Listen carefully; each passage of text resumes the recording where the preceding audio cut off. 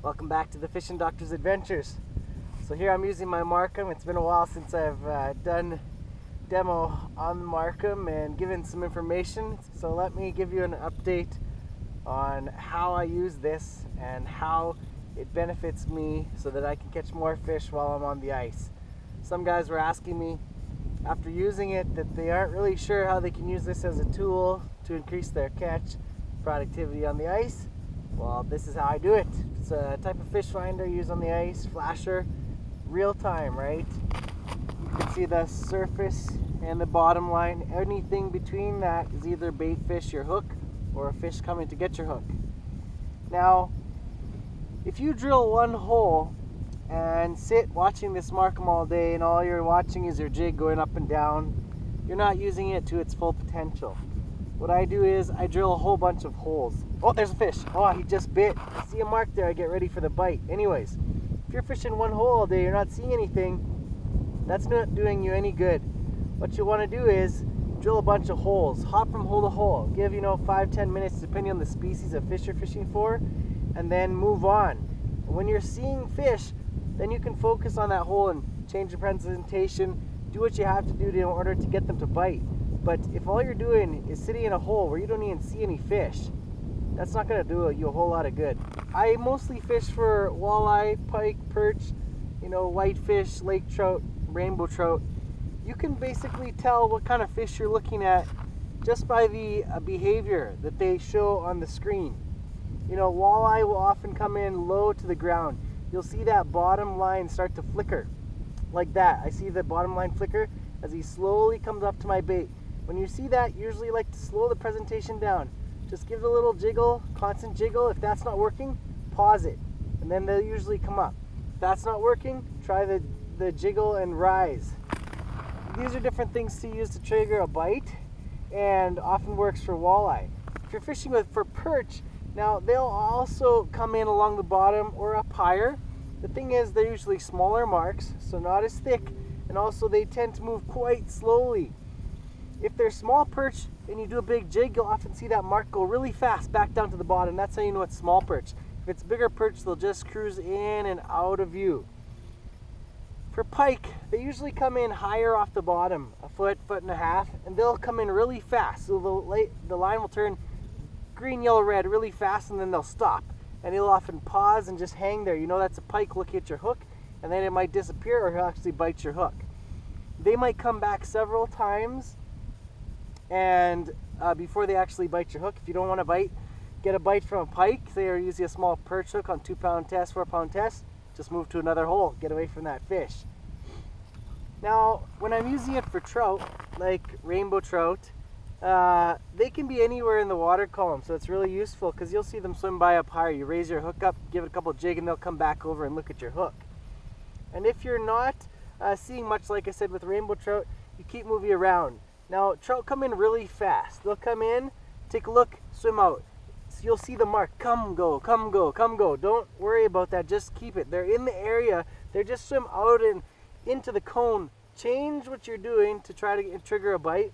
Like I said, wiggle it slightly, stop it for a second, do some big jigs, the slow rise. They often like to chase it. Those all work for rainbow trout. Also the same for brook trout, rainbow trout. Those are the only ones I've caught with this Marcum.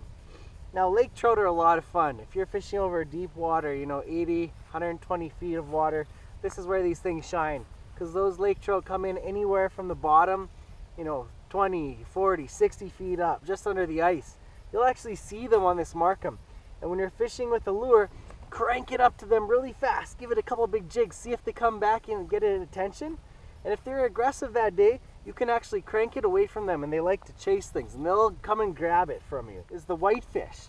So whitefish are kind of look like a pike on the monitor. They'll come in high, like a 1.5 foot off the bottom, and they'll kind of just come in, cruise through. They don't really stop like pike. They'll just keep moving.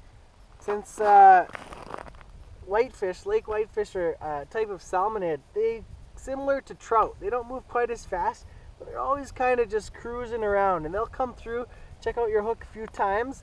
When you see one, if you're using a lure and they're coming up, it's getting bright red, kind of really change your jigs to a subtle jig, or actually just stop it and wait for them to hit it, and then you set the hook, you got them.